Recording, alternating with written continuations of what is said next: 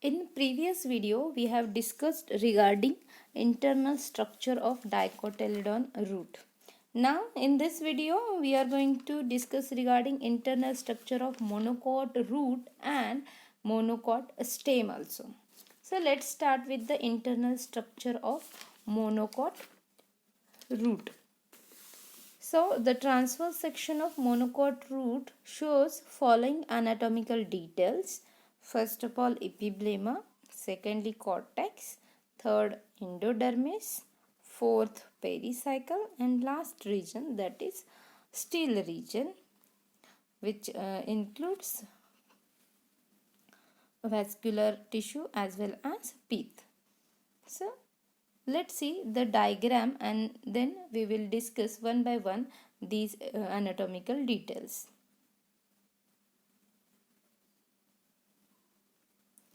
So this is the diagrammatic representation of TS of monocot root. Now let's discuss regarding anatomical details. First of all, going from outside to the inner side, the outermost layer is known as the epiblema. So here is the epiblema. This is the epiblema. And this is single layered with a number of unicellular root hairs. Here we can see the root hairs. The epidermal cells are very small and compactly arranged, generally uniseriate, but in many orchids the epidermis becomes multiseriate and is often called as a velamen. They are arranged like palisade cells. The cells are non-living and serve as sponge. That is, they store large amount of water and air. Exodermis is generally present as thick-walled, suberized cells possessing living cell content, and this layer is often regarded as the protective layer. Now, the second layer, that is cortex. This is the cortex. It lies below the epidermis or it lies below the epiblema. It is made up of a few layers of thin-walled parenchymatous cells. So, these are the thin-walled parenchymatous cells. The cells are loosely arranged and the intercellular space is present in between these cells. And the chief function is storage of food material. As we know that cortex in monocot as well as dicot, it has a main function, that is storage of food material.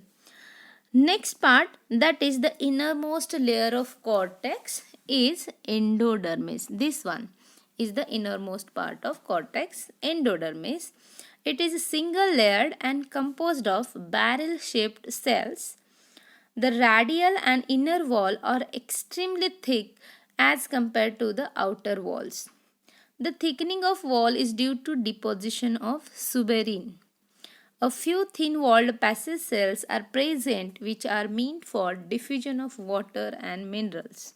So, these passage cells translocate water and minerals from the cortical region to the xylem strand or to the protoxylem. Next region is pericycle. This one, inside or below the epidermis or inside the epidermis, there is a pericycle. This pericycle, it is a single layered and made up of thin-walled cells, and its function is to give rise lateral roots. Stele is the central cylinder of the root and consisting of intrastellar ground tissue as well as radially arranged vascular strands. Here we see the radially arranged vascular strand in between. This is the phloem, the metaxylem and protoxylem togetherly form a vascular bundles. Now see, in vascular tissue, it consists of alternating strands of xylem and phloem. We clearly see that there is a strand of xylem here, and in between two xylems, just a minute, this is the xylem, this is the xylem. These are xylem strands, and in between these two strands there is a phloem strand. So it shows a alternate and radial type of arrangement of vascular strands. Now The xylem is generally polyarch. Protoxylem vessels are small, having annular and spiral thickening. While metaxylem vessels, here these are metaxylems, these are protoxylem. Protoxylems are very small while metaxylems are broad and they possess reticulate and pitted thickening. Xylem is exarch as that means the protoxylem, that is smaller xylem cells are present towards the periphery and the large cells of xylem or metaxylem element towards the center.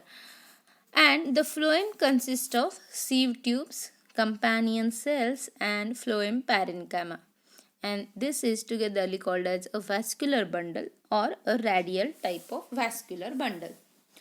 The last part or the central part of this transverse section of monocot root shows presence of pith.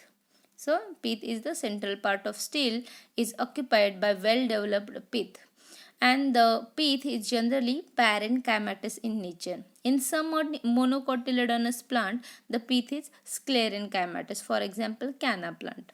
So this is all about TS of or internal structure of monocot root, which consists of epiblema, outermost layer. Inside epiblema there is a cortex. The innermost layer of cortex is endodermis. Then endodermis is followed by pericycle. In pericycle there is a still region in which we found the vascular tissue as well as pith. The vascular bundles are of radial type and the pith is at the central part of the stele. So this is all about the internal structure of monocot root.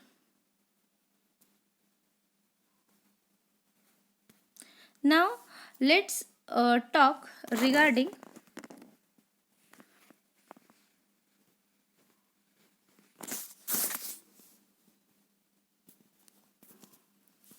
internal structure of monocotyledonous stem. Internal structure of monocotyledon stem. In transverse section, it shows following distinct regions. First one, that is epidermis. Secondly, cortex, which is divided into hypodermis and ground tissue. And lastly, vascular bundle, which is of closed type and scattered in the ground tissue. Let's see the diagrammatic representation of internal structure of monocotyledon stem. Look at here, there are two diagrams. First one that showing a ground plane and second one shows a sector enlarged. In first diagram we can clearly see that there is a circular portion in which the ground tissue is present, and in this ground tissue the vascular bundles are scattered. Here the vascular bundle, look carefully, the smaller smaller sized vascular bundles are present at peripheral region, that is towards the outer side, and the large sized vascular bundles are present at the center.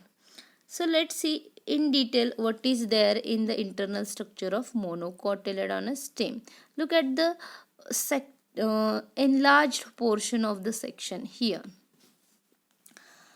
See, the outermost layer of the stem is epidermis. It is single layered with thick cuticle. Sometimes stomata may be seen in this layer. The cells are small and compactly arranged. An epidermal outgrowth, that is hairs or trichomes, are absent. The chief function is the protection. The outermost layer of epidermis having cuticle it play important role in the protection of internal parts of the stem. Now the epidermis is followed by the next region, that is cortex.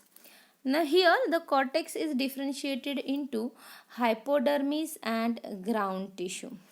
Here we can see clearly this one, the outer portion is hypodermis while the inner portion is ground tissue. This one is the hypodermis, this tissue is a hypodermis layer, and this here what we see these cells are, these are nothing but the cells of ground tissue.